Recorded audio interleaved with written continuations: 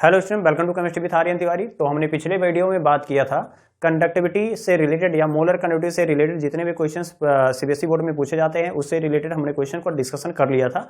अब इस वीडियो में हम बात करेंगे कि variation of conductivity and molar conductivity with concentration, यानी हम कंसंट्रेशन अगर हम चेंज कर रहे हैं तो उसकी कंडक्टिविटी और मोलर कंडक्टिविटी पे क्या इफेक्ट पड़ सकता है उसके बारे में हम बात करने वाले हैं। ठीक है, तो यहाँ पे फर्स्ट पॉइंट है, देखिए कह रहा है कि फर्स्ट पॉइंट यहाँ पे कह रहा है electrolytic conductance increases with increase in dilution. तो अगर हम कह रहा है कि इलेक्ट्रोलाइटिक जो कंडक्टेंस होगा वो जब आप डायल्यूट करोगे सब्सटेंस को वो क्या होगा, इंक्रीज करेगा। रीजन क्या है, देखिए उसको, जैसे हमारे पास क्या है, कोई सॉल्यूशन है, इलेक्ट्रोलाइट है। ठीक है, हमारे पास जैसे हमारे पास इलेक्ट्रोलाइट है, यानी सोडियम क्लोराइड हमने ले लिया, NaCl ले लिया, कितना ग्राम ले लिया, मान लीजिए हमने 1 ग्राम ले लिया। ठीक है, एक्वा सॉल्यूशन यानी 1 ग्राम हमने क्या किया, NaCl ले लिया और इसे हमने क्या किया 100 ml वाटर में डिजॉल्व कर दिया। कितने 100 ml वाटर में हमने डिजॉल्व कर दिया। ठीक है, तो इससे जो जब डिजॉल्व करेंगे तो क्या होगा, Na प्लस और आयंस क्या होंगे, Na प्लस और Cl माइनस क्या होंगे, वो डिसोसिएट हो जाएंगे, ब्रेक हो जाएंगे और उनका मूवमेंट होने लगेगा और उसके मूवमेंट की वजह से जो कंडक्टेंस होगा उसी को क्या बोलेंगे हम, इलेक्ट्रोलाइटिक कंडक्टेंस बोलेंगे। क्लियर। अब कह रहा है इसका डायल्यूशन अगर हम कर देते हैं, डायल्यूशन करने का मतलब क्या है कि अगर इसी में और हम थोड़ा सा वाटर ऐड कर दें, तो मान लीजिए हमने पहले 100 ml लिया था, अब 100 ml और वाटर ऐड कर दिए तो कितना हो जाएगा आपका 200 ml हो गया। ठीक है, तो 200 ml हो गया, तो जो हम कह सकते हैं इसकी कंडक्टिविटी कह रहा है इंक्रीज हो रही है। क्यों इंक्रीज हो रही है, देखो सिंपल सी बात यह है कि जब हम क्या किए NaCl लिए 1 ग्राम और उसमें 100 ml लिया, तो 100 ml लिया तो वॉल्यूम यही तक था, यानी हम कह सकते हैं कि जो 1 ग्राम सोडियम क्लोराइड थे यानी Na प्लस आयन और Cl माइनस में टूटेगा तो बहुत से आयंस होंगे।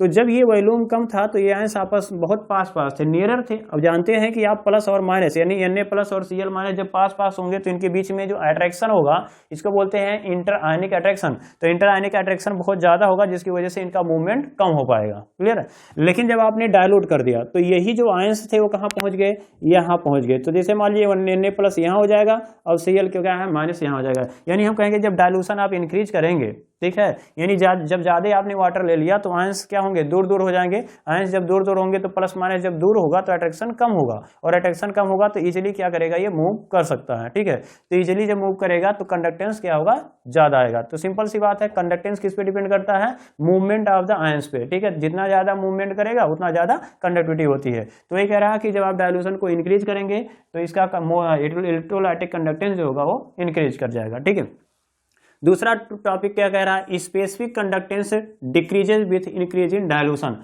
स्पेसिफिक कंडक्टेंस क्या है, ये स्पेसिफिक कंडक्टेंस है कि ये कह रहा है कि हमारे पास मान लीजिए कोई इलेक्ट्रोलाइटिक सेल है, हमारे पास कोई एक सेल है, तो ये स्पेसिफिक कंडक्टेंस कब होगा, जब हम कहेंगे कि यह 1 सेंटीमीटर क्यूब सॉल्यूशन की बात करेंगे। कितना, 1 सेंटीमीटर क्यूब सॉल्यूशन, यानी 1 सेंटीमीटर क्यूब हमने सॉल्यूशन ले लिया है और उसकी जो कंडक्टेंस आता है उसी को क्या बोलेंगे हम, कप्पा या स्पेसिफिक कंडक्टेंस बोलेंगे। क्या बोलते थे, स्पेसिफिक कंडक्टेंस बोलते हैं, ये हमने पिछले वीडियो में देख लिया था। क्लियर।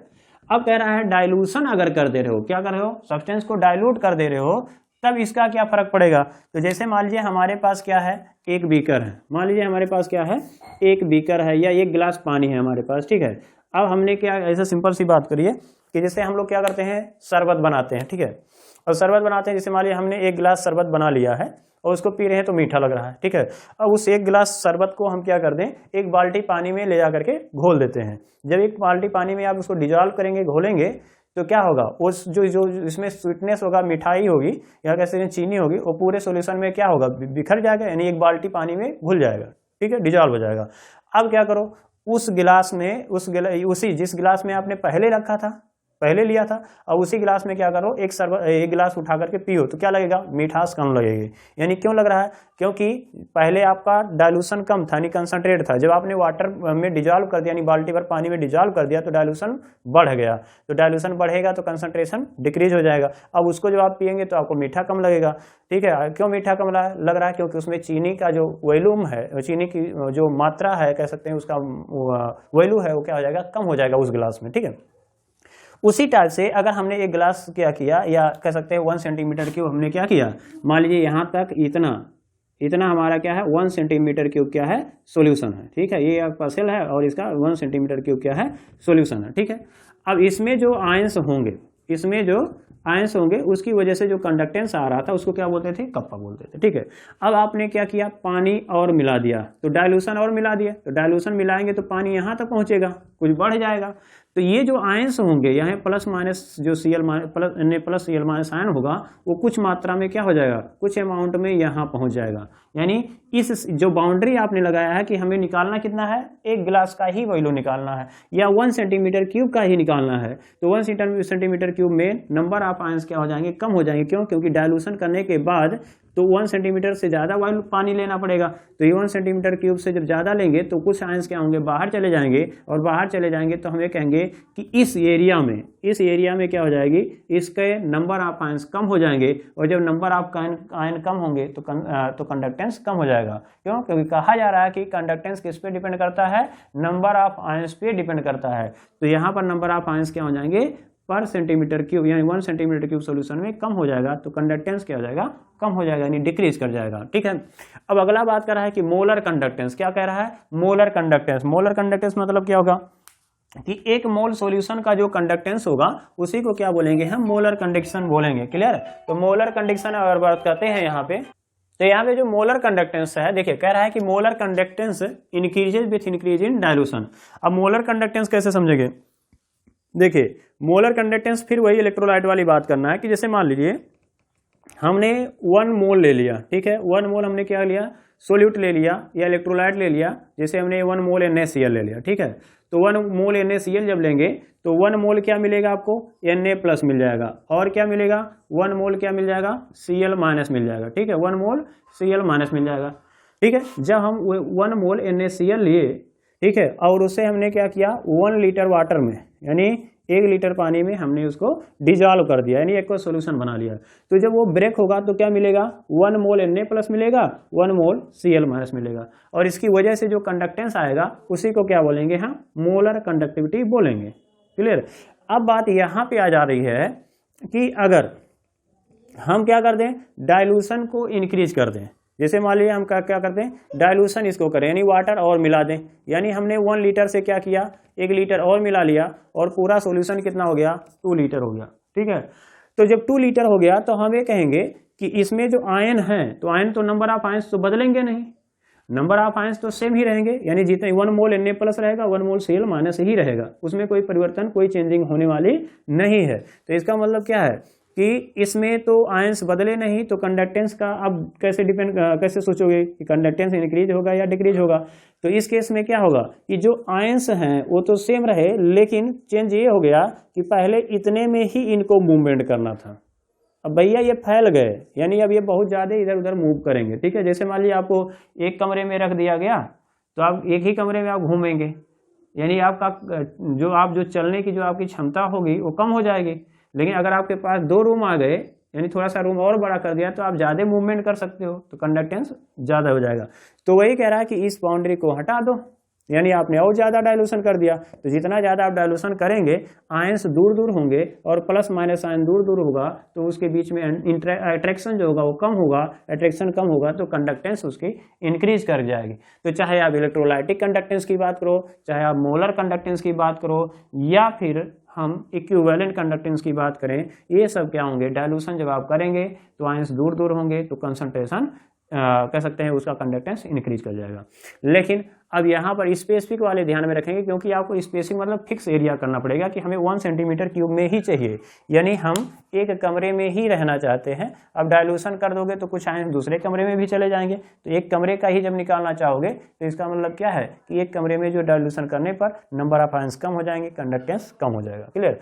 अब बात आ गई कि चलो ये तो हो गया थ्योरी, लेकिन एक्चुअल में हम फाइंड आउट कैसे करेंगे कि इसकी वैल्यू किसकी कम होगी किसकी ज़्यादा होगी। तो इसके लिए एक 2 साइंटिस्ट थे, जिसका नाम है डीबाई हकल और एक का नाम है ऑनसेगर। तो डीबाई हकल एंड ऑनसेगर ने मिलकर के एक इक्वेशन निकाला था, जिसके बेसिस पे हम ये बता सकते थे कि इलेक्ट्रोलाइट का कंडक्टेंस कितना होगा, यानी हम उसका मैथमेटिकली या ग्राफिकली कर सकते हैं, हम मेजरमेंट कर लेते हैं या डिराइव कर लेते हैं कि किसी में सब्सटेंस में इलेक्ट्रोलाइटिक कंडक्टेंस कितना हो सकता है। ठीक है, तो अगला बात, तो हम बात करते हैं कि मोलर कंडक्टिविटी जो होती है उसमें इलेक्ट्रोलाइट 2 टाइप के होते हैं, यानी हम कह सकते हैं स्ट्रॉन्ग इलेक्ट्रोलाइट होते हैं और वीक इलेक्ट्रोलाइट होते हैं। अब यहाँ पे बात समझने वाली है कि मोलर कंडक्टिविटी जो था वो तो डायल्यूशन करने पर इंक्रीज हो रहा था, ठीक है। अब उसकी वैल्यू को फाइंड आउट करने के लिए ऑनसेगर एंड कह सकते हैं डिबाई हकल, ये 2 साइंटिस्ट थे, दोनों ने मिलकर के क्या किया था, एक इक्वेशन ड्राइव किया था मैथमेटिकली, और उससे हम ये बता सकते थे कि जो कंसंट्रेशन है स्ट्रॉन्ग इलेक्ट्रोलाइट का उसको हम कैसे हम निकाल सकते हैं, ठीक है। तो इसको हम समझते हैं। तो यहाँ पर आप हेडिंग लिखना है, लिख सकते हैं यहाँ पे variation of molar conductivity with concentration for strong and weak electrolyte. तो इसका स्क्रीनशॉट ले सकते हैं और आप लिखेंगे, नोट्स बना लेंगे जरूर। देखिए फॉर स्ट्रॉन्ग इलेक्ट्रोलाइट, तो स्ट्रॉन्ग इलेक्ट्रोलाइट क्या होता है, यानी ऐसा इलेक्ट्रोलाइट होता है जो एक सॉल्यूशन में कंप्लीटली आयोनाइज हो जाता है, यानी डिसोसिएट हो जाता है। तो यही है the electrolyte which dissociate completely into ions are called the strong electrolyte. अब strong electrolyte practically completely dissociate at all concentration. तो प्रैक्टिकली ये देखा जाता है कि जो स्ट्रॉन्ग इलेक्ट्रोलाइट होता है वो क्या होता है, वो एक्वा सॉल्यूशन में जैसे आप मिलाओगे वो डिसोसिएट हो जाएगा, क्लियर। अब यहाँ भी बात आ रहा है तो डिसोसिएट हो जाएगा, ठीक है। तो for strong electrolyte lambda M increasing slowly, increases slowly with dilution. तो डायलूशन जब आप इंक्रीज करोगे तो धीरे धीरे क्या होगा, मोलर कंडक्टिविटी क्या होगी, इंक्रीज करेगा। रीजन क्या है, कि जब आप डायलूशन करते जाओगे, वाटर मिलाते जाओगे, ठीक है, तो क्या होगा, आयंस दूर दूर होते जाएंगे, आयंस दूर दूर हो जाएंगे, तो इसका मतलब कंडक्टिविटी धीरे धीरे बढ़ता जाएगा। क्यों, क्योंकि आयनों का मूवमेंट जो होगा वो बढ़ जाएगा, ठीक है। अब कह रहा है इसको this can be represented by Debye Huckel Onsager equation. इसे हम क्या करते हैं, डिबाई हकल ऑनसेगर इक्वेशन से हम क्या करते हैं, इसको ड्राइव कर सकते हैं। इसको बोलते हैं लैम्डा एम। तो लैम्डा एम इक्वल टू क्या होता है, तो लैम्डा एम इक्वल टू होता है लैम्डा नॉट, ठीक है। तो लैम्डा नॉट एम, और नॉट के देखिए कहीं कहीं क्या होगा, लैम्डा नॉट एम के जगह पर क्या होता है, इनफाइनाइट लिखा होगा। तो दोनों बात एक ही है। तो यहाँ पे कह सकते हैं लैम्डा नॉट एम होता है और माइनस ये लिख सकते हैं, और अंडर रूट क्या है सी, और ये होता है डिबाई हकल ऑनसेगर इक्वेशन होता है, ठीक है। अब यहाँ पे बात आती है ये सब क्या है, तो हम कहेंगे कि व्हेयर लिख सकते हैं यहाँ पे where lambda M equal to क्या है, मोलर कंडक्टिविटी है, मोलर कंडक्टेंस या कंडक्टिविटी एट ऑल कंसंट्रेशन या एनी कंसंट्रेशन, ठीक है। एनी कंसंट्रेशन यानी सभी कंसंट्रेशन, यानी कोई भी कंसंट्रेशन होगा उस पर जो है कंडक्टिविटी है वो मोलर कंडक्टिविटी है, ठीक है। अब लैम्डा नॉट एम जो है ये क्या है, इनफाइनाइट डायलूशन पे है, क्या है, इनफाइनाइट डायलूशन पे है। तो मोलर कंडक्टेंसिटी ये यानी लैम्डा नॉट एम या इनफाइनाइट भी आप ले सकते हैं, ठीक है। तो लैम्डा इनफाइनाइट एम ऐसा भी लिखा जा सकता है, इसको बोलते हैं molar conductivity,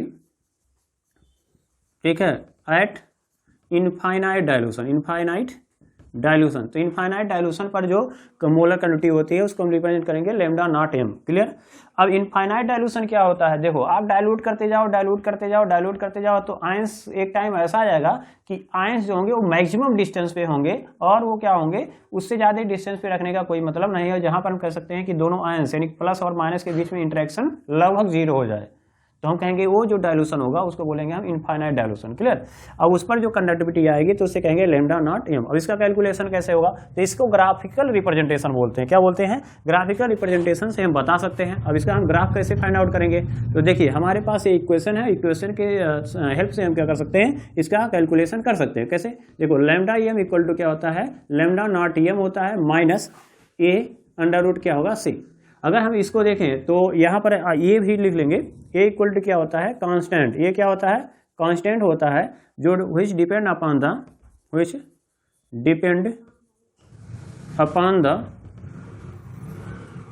the nature of the electrolyte. जो क्या होता है, इलेक्ट्रोलाइट के नेचर पे डिपेंड करता है, नेचर ऑफ इलेक्ट्रोलाइट, ठीक है। इलेक्ट्रोलाइट पे नेचर पे डिपेंड करेगा। और यहाँ पर जो सी है वो क्या बताएगा, कंसंट्रेशन, ठीक है। सी इक्वल टू क्या होगा, concentration of solution, concentration of solution, या आप इलेक्ट्रोलाइट बता सकते हैं या कह सकते हैं इलेक्ट्रोलाइट, क्लियर।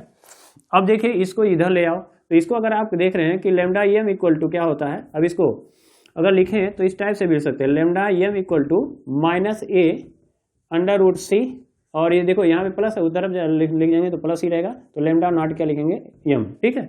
अब यहाँ देखो y, अब इसको हम अगर हम देखें तो स्ट्रेट लाइन इक्वेशन से देखो y इक्वल टू क्या होता है, एम एक्स प्लस सी। अगर किसी का ग्राफिक निकालना है तो हम इस फार्मूले का यूज करेंगे, y equal to M X plus क्या होगा सी। तो एम क्या होता है, एक कांस्टेंट होता है, तो इसके कांस्टेंट से हमें कोरिलेट करना पड़ता है। तो ये क्या था आपका कांस्टेंट, और देखो y है, y एम है, ठीक है। तो y की अगर हम बात करें तो y क्या बता रहा है कि ये एक्सिस बता रहा है, क्या बता रहा है, एक्सिस बता रहा है, ठीक है। तो ऑन y एक्सिस क्या हो जाएगा, तो कहेंगे ऑन y एक्सिस। तो इससे कंपेयरिंग करो तो y एक्सिस क्या है, लैम्डा एम, तो इसको हम लैम्डा एम बनाएंगे। तो हमारे पास ये ग्राफ है, मान लीजिए ठीक है, ये हमारे पास ग्राफ है, इसको बोलते हैं वाई एक्सिस, इसको क्या बोलेंगे हम एक्स एक्सिस। तो कह रहा है वाई पे क्या लाना है आपको, लेमडा एम लाना है, तो यहाँ पर हम लेमडा एम लाएंगे, हो जाएगा, यानी मोलर कंडक्टिविटी हमें निकालना है। ठीक है, अब उसके बाद एक्स एक्सिस पे देखो अंडर रूट सी है, तो एक्स ऑन एक्स एक्सिस कैसे निकालेंगे, ठीक है, किसी भी क्या ग्राफ निकालना है यही फार्मूला आप लगा देंगे, निकल जाएगा ऑन एक्स एक्सिस। ठीक है, तो क्या लिख सकते हो, अंडर रूट सी लिखेंगे, क्या लिखेंगे, अंडर रूट सी। तो एक्स एक्सिस पे क्या आ जाएगा, अंडर रूट सी आ जाएगा, क्लियर, अंडर रूट सी। अब उसके बाद देख रहे हैं यहाँ पर अगर देखें तो यम क्या है, यम बताता है स्लोप, क्या बताता है, स्लोप। ठीक है, तो स्लोप यम इक्वल टू क्या है, माइनस ये है, यानी जो स्लोप आ रहा है वो कैसा है, निगेटिव। देखो साइन कैसा है, निगेटिव, तो कहेंगे निगेटिव स्लोप मिलेगा, क्या मिलेगा, निगेटिव स्लोप मिलेगा। अब निगेटिव स्लोप कैसे मिलता है, बनता है, वो ध्यान में रखेंगे। देखो निगेटिव स्लोप जो होता है, यानी हमारे पास ये जो वाई एक्स एक्सिस होता है, एक्स एक्सिस पे अगर हम ग्रेटर देन 90 डिग्री का अगर हम एंगल बना देते हैं, चाहे जैसे जैसे यहाँ देख रहे हैं, तो ये जो एंगल है वो कितना है, मोर देन 90 डिग्री। ठीक है, या यहाँ से आप बना दिए मोर देन 90 डिग्री, या यहाँ से बना दिए मोर देन 90 डिग्री, तो ये सब क्या होंगे, ग्राफ बन जाएंगे। तो ये 90 डिग्री होता है। ठीक है, तो अगर आप एक्स एक्सिस पर ग्रेटर देन 90 डिग्री आप क्या करते हो, एंगल बनाते हो, ठीक है, किसी एक्सिस को लेकर के, तो क्या हो जाएगा आपका, यानी कह सकते हैं कि ये निगेटिव हो जाएगा। और पॉजिटिव कैसे, मान लीजिए वैल्यू पॉजिटिव आती तब कैसे आप ड्रा करते, तो लेस देन 90 ऐसे बनता, यहाँ से देखिए लेस देन 90 होता है, लेस देन 90 होता है, लेस देन 90, तो 90 डिग्री से अगर लेस देन आ रहा है तो हम कहेंगे पॉजिटिव है। ठीक है, लेकिन यहाँ क्या दिया है, निगेटिव स्लोप दिया है, अब निगेटिव स्लोप बनाना है। ठीक है, अब यहाँ पे क्या कह रहा है, कह रहा है कि यहाँ पर सी, यानी सी क्या है, इंटरसेप्ट है। ठीक है, तो सी क्या है, इंटरसेप्ट है, इंटरसेप्ट है। तो इंटरसेप्ट सी जो है वो क्या बताएगा कि ये कितना वैल्यू है, तो कह रहा है लेमडा नॉट एम है। ठीक है, तो इंटरसेप्ट कहाँ बनाते हैं, तो ये इंटरसेप्ट अगर पॉजिटिव आ रहा है तो इसके ऊपर बनाएंगे, यानी वाई एक्सिस पे होगा, कहीं यहाँ होगा, यहाँ होगा, यहाँ होगा, यहाँ होगा, कहीं होगा। ठीक है, तो अब आपको ग्राफ कैसे खींचना है, ऐसे वाई एक्सिस से, तो यहाँ से देखो ऐसे ध्यान में रखना है कि ये निगेटिव स्लोप होगा, क्या हो जाएगा, ये ऐसे निगेटिव स्लोप होगा ऐसे। ठीक है, एक स्लोप हमें मिल जाएगा। ठीक है, ये तो हम ऐसे मैथमेटिकली बता सकते हैं, लेकिन हम अगर प्रैक्टिकली अगर बात करें या वैसे सोच के बात करें, क्या हो रहा है, देखो इधर से इधर जा रहे हो तो कंसंट्रेशन क्या होगा, देखो यहाँ पर हम कहेंगे 0 0, यहाँ पे कहेंगे 1 मोल पर लीटर, 2 मोल पर लीटर, 3, ऐसे ऐसे क्या होगा, इधर कंसंट्रेशन इंक्रीज कर रहा है, यहाँ तक इंक्रीज करेगा, और इधर जैसे जैसे मूव करेंगे तो कंसंट्रेशन डिक्रीज करेगा। ठीक है, अब हमारा मेन मुद्दा, अब हमने ये सीख लिया कि हमने ऐसे रिप्रेजेंटेशन करना है। ठीक है, अब कह रहा है कि डाइल्यूशन करते जाओ, यानी वाटर मिलाते जाओगे, तो वाटर मिलाओगे तो कंसंट्रेशन कम होगा, तो कम होगा तो इसका मतलब ये यहाँ आ सकता है, तो इसका पॉइंट यहाँ बन जाएगा। और पानी मिला दिए तो कंसंट्रेशन और कम हो गया, यहाँ आ गया, और कंसंट्रेशन मिलाए, मतलब वाटर मिला दिया और कंसंट्रेशन कम हुआ तो ये यहाँ पर आ गया। ठीक है, ये और मिलाए तो कंसंट्रेशन मिलाए तो डाइल्यूशन और कम हो जाएगा, तो ये कंडक्टेंस हो गया। तो यहाँ देखो, तो यहाँ से अगर देखो जैसे जैसे आपने वाटर मिलाया है, तो ये देखो ये लाइन जो है ये ऊपर जा रही है, देखो ये ऊपर जा रही है, ये ऊपर जा रही है, तो कंडक्टेंस इंक्रीज कर रहा है। क्लियर, तो वही कह रहा है कि अगर आप इसे डाइल्यूशन जैसे जैसे इंक्रीज करोगे तो डाइल्यूशन जब इंक्रीज करोगे तो कंसंट्रेशन कम होता जाएगा। देखो इधर जा रहे हैं तो कम हो रहा है, देखो कंसंट्रेशन कम हो जाएगा, लेकिन कंडक्टेंस, ये जो लाइन हम ऊपर देखो दिखा रहे हैं, तो कंडक्टेंस जो होगा वो इंक्रीज करता हुआ चला जाएगा ऐसे। अब एक टाइम ऐसा आएगा जहां पर उससे ज्यादा अब डाइल्यूट हम कर नहीं सकते, यानी ऐसा कंसंट्रेशन होगा जहां पर कैटायंस और एनायंस के बीच में इंटरेक्शन क्या हो जाएगा, लगभग 0 हो जाएगा। तो हम ये कहेंगे उस टाइम पे मूवमेंट सबसे ज्यादा होगा, या उसका जो कंडक्टेंस आएगा वो सबसे ज्यादा होगा। तो इस पॉइंट को हम क्या मान लेंगे, इस डाइल्यूशन को क्या मानेंगे, इनफाइनाइट डाइल्यूशन मानेंगे, और इसके कंसंट्रेशन को हम क्या मानेंगे, कंडक्टेंस को क्या मानेंगे, लेमडा नॉट एम मानेंगे। अब आपको लग रहा होगा भैया ये तो लाइन यहाँ तो मिला नहीं, तो हम कैसे लेमडा एम निकालेंगे। ठीक है, तो अब देखो यहाँ पर क्यों नहीं मिला, अगर हम यहाँ से इसे मिला देते ना, तो देखो ये यहाँ पर 0 आ रहा है, तो कंसंट्रेशन हो जाता है 0, और किसी भी सॉल्यूशन का कंसंट्रेशन 0 है, इसका मतलब आयंस है ही नहीं। तो ध्यान में रखना है कि आपको यहीं तक पॉइंट को लाना होगा। अब इसको आप एक्स्ट्रा प्लॉटिंग जब करेंगे तब जा करके ये पीछे की ओर ला करके यहाँ पर मिलेगा। तो ये जो एक्स्ट्रा प्लॉटिंग है, ठीक है, तो यही यहाँ पर क्या बोलते हैं, इसको लैम्डा नॉट एम, यानी कह सकते हैं molar conductivity eight infinite dilution हो जाएगा। ठीक है, ये हो जाएगा। तो यहाँ से हम कह सकते हैं कि इस ग्राफ की हेल्प से, यानी ये ग्राफ की हेल्प से हम ये बता सकते थे कि किसी भी सब्सटेंस का मोलर कंडक्टिविटी कितना आएगा एट ए इनफाइनाइट डाइल्यूशन। क्लियर, तो ये कौन बता रहा था, ये डिवाई हैकल ऑनस्टेगर इक्वेशन बता रहा था फॉर ए स्ट्रॉन्ग इलेक्ट्रोलाइट, किसके, फॉर ए स्ट्रॉन्ग इलेक्ट्रोलाइट, जैसे हमारे पास KCl है, NaCl है, ठीक है, HCl है, तो इस सब के बारे में बता सकता है। अब बात कर लेते हैं वीक इलेक्ट्रोलाइट क्या कहता है, ठीक है, तो वीक इलेक्ट्रोलाइट के बारे में बात कर लेते हैं। चल अब देखिए यहाँ पे अगर बात करें तो कह रहा है कि वीक इलेक्ट्रोलाइट, अब देखिए वीक इलेक्ट्रोलाइट में क्या कह रहा है कि अगर हम वीक इलेक्ट्रोलाइट लेते हैं, जैसे मान लीजिए हमारे पास अमोनियम क्लोराइड हो गया या कैसे सॉरी अमोनियम हाइड्रोक्साइड हो गया या एसिटिक एसिड हो गया, ऐसे वीक इलेक्ट्रोलाइट अगर हमारे पास हैं, ठीक है, तो अब इसको जब आप एक्वस सॉल्यूशन में लेते हैं या मोल्टेन स्टेट में लेते हैं तो नंबर ऑफ आयंस कम मिलते हैं, तो इसकी कंडक्टिविटी क्या होती है, लो होती है। अब इसको जब आप अप्लाई कर रहे हो किस पे, यानी हम डिवाई जो हकल आंसेगर इक्वेशन था, यानी हम कह सकते हैं कि लेमडा एम, ठीक है, लेमडा एम इक्वल टू क्या है आपका लेमडा नॉट एम है, ठीक है, माइनस ए अंडर रूट सी, ठीक है, ये है हमारे पास ए डिवाई हकल। अब इसका जब हम क्या करते हैं ग्राफिकल रिप्रेजेंटेशन के थ्रू जब हम ये सोचते हैं कि इसका इनफाइनाइट डायलूशन यानी लेमडा एम की वैल्यू हम कैलकुलेट कर सकते हैं, तो कैसे कैलकुलेट करोगे, तो इसको हम लेंगे लेमडा एम, ठीक है, और यहाँ पर क्या होगा अंडर रूट सी होगा और ये होगा, ठीक है, ये हमने ग्राफ देखा था स्ट्रॉन्ग इलेक्ट्रोलाइट के लिए। अब इसको हम अप्लाई कर लेते हैं वीक इलेक्ट्रोलाइट में, तो सिंपल सी बात है, देखो अगर हम क्या करते हैं वीक इलेक्ट्रोलाइट लेते हैं, ठीक है, तो अब आयंस, अब देखो स्ट्रॉन्ग जब इलेक्ट्रोलाइट लिए थे तो आप जैसे ही वाटर मिलाएंगे, थोड़ा सा वाटर मिलाएंगे, वो आयन कंप्लीटली डिसोसिएट हो जाते थे, किसके, स्ट्रॉन्ग इलेक्ट्रोलाइट के। अब आपका काम क्या था, डायलूशन करते जाओ, आयंस को बढ़ाते दूर करते जाओगे, कंडक्टिविटी आराम से इंक्रीज करते हुए चली जाएगी।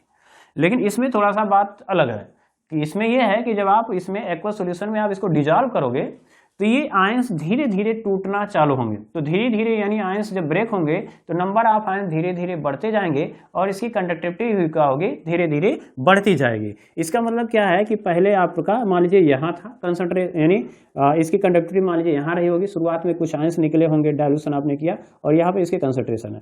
अब आपने जैसे और थोड़ा सा पानी लाए तो कंसंट्रेशन यहाँ आ गया, कंडक्टिविटी हल्का सा बढ़ जाएगा। इसी टाइप से धीरे धीरे क्या होगा, आप जैसे जैसे इधर डायलूशन करते जाएंगे यानी सॉल्यूशन में वाटर मिलाते जाएंगे तो ऐसे धीरे धीरे यानी क्या होगा, आराम से क्या होगा, इसकी कंडक्टिविटी क्या होगी, इंक्रीज करेगी, ऐसे आराम से एकदम जैसे मान लीजिए जैसे लेजी बॉय होते हैं, धीरे धीरे काम करते हैं, ऐसे धीरे धीरे क्या होगा, ये आयोनाइज होंगे और नंबर ऑफ आयंस बढ़ेंगे तो धीरे धीरे क्या हो जाएगा, इसका कंसंट्रेशन यानी कह सकते हैं इसकी कंडक्टिविटी इंक्रीज होगी, ठीक है।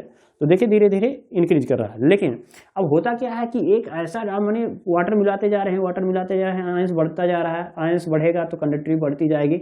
एक टाइम ऐसा आता है, ठीक है, कि इसमें नंबर ऑफ आयंस अचानक से क्या हो जाते हैं, बढ़ने लगते हैं बहुत तेजी से, रैपिडली कह सकते हैं या शार्पली जो होता है, यानी आयंस बढ़ने लगते हैं, जिसकी वजह से इसका जो कंसंट्रेशन है यानी कह सकते हैं कंडक्टिविटी है वो अचानक से क्या हो जाती है, ऐसे बढ़ जाती है।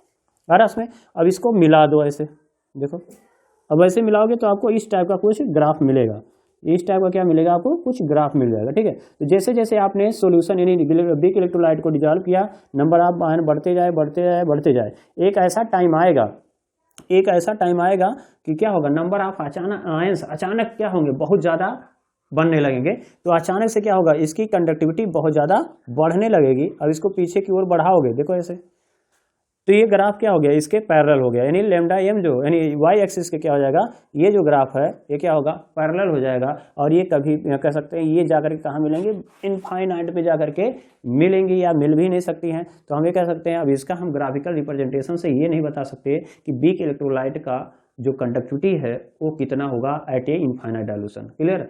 तो हम ये कह सकते हैं ये जो ग्राफ, ये जो डिवाई हकल-आंसेकर जो इक्वेशन था, ये वीक इलेक्ट्रोलाइट के लिए क्या हो गया, फेल हो गया। हर में यानी हम वीक इलेक्ट्रोलाइट से ये नहीं बता पाएंगे कि सॉल्यूशन का कंडक्टिविटी यानी molar conductivity eight infinite dilution कितना होगा, ठीक है। तो इसको हम लिखना चाहते हैं तो इस टाइप से लिख सकते हैं, इसको थोड़ा हम स्टेप में पढ़ लेते हैं। कह रहा है in case of weak electrolyte ionisation is very small. तो आयोनाइजेशन क्या होता है, वेरी स्मॉल होता है as compare to strong electrolyte. तो स्ट्रॉन्ग इलेक्ट्रोलाइट के कंपेयरिंग में क्या होता है, वीक इलेक्ट्रोलाइट का आयोनाइजेशन बहुत ही कम होता है, ठीक है। हेंस लेमडा एम आप या लेमडा एम की बात करो या लेमडा ई क्यू की बात करो, आप वीक इलेक्ट्रोलाइट इज लो। तो हम कह सकते हैं कि इसका मोलर कंडक्टिविटी हो या इक्विवेलेंट कंडक्टिविटी हो वीक इलेक्ट्रोलाइट का, दोनों क्या होगा, कम होगा, ठीक है।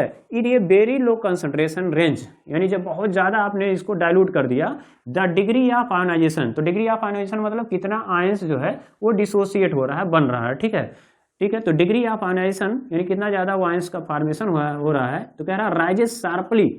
तो कह रहा है एंड लो टेम्परेचर यानी वेरी लो टेम्परेचर यानी सॉरी कंसंट्रेशन, यानी आप उसमें वाटर मिलाते गए एक टाइम ऐसा आएगा कि उसका कंसंट्रेशन बहुत ही कम हो जाएगा, बहुत ही कम हो जाएगा। तो उस टाइम पे कह रहा है कि आयनाइजेशन राइजेस शार्पली, तो आयन्स बहुत ज़्यादा बनने लगेंगे, hence lambda M increases sharply.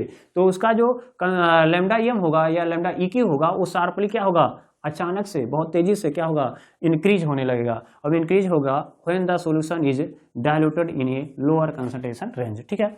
This reason the graph of weak electrolyte becomes parallel to the Y axis. तो वाई एक्सिस के क्या होगा, देखो पैरेलल हो जा रहा है। उसमें क्या था, उसमें ऐसा नहीं था, उसमें कैसा था, ए ऐसा था, यहाँ पे आके कह सकते हैं लैम्डा नॉट एम आपको मिल जाता। लेकिन जब इसको आप धीरे धीरे से एक्स्ट्रा प्लॉटिंग कर देते तो यहाँ पर आपको इस ग्राफ से मिलता हुआ नजर आ जाएगा।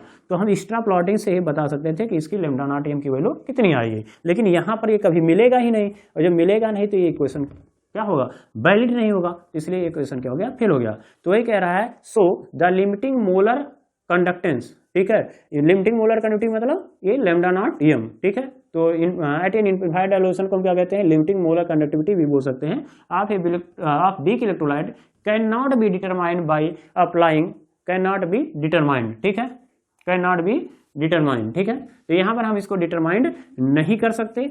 इट डिटरमाइंड बाय, हम यहाँ पर ले सकते हैं it determined by applying Kohlrausch law of the independent, ठीक है, यानी माइग्रेशन ऑफ आयंस। इसका मतलब क्या है कि ये ऑन-से डिबाय हाकल ऑन-सेकर जो इक्वेशन है ये जब फेल हो गया तब कोलरास आ गए, एक साइंटिस्ट और आगे कौन, कोलरास। तो कोलरास ने क्या बोला कि हम वीक इलेक्ट्रोलाइट से कैसे उसका कंडक्टिविटी निकाल सकते हैं। तो इसके लिए हमें क्या पढ़ना पड़ेगा, वीक इलेक्ट्रोलाइट का कंसंट्रेशन या मोलर कंडक्टिविटी निकालने के लिए हमें पढ़ना पड़ेगा कोलरास लॉ। तो अगले वीडियो में बात करेंगे एक इंटरेस्टिंग जो टॉपिक है, ठीक है, वीक इलेक्ट्रोलाइट, उसके बारे में बात करेंगे। तो मिलते हैं नेक्स्ट वीडियो में, ठीक है, जय हिंद।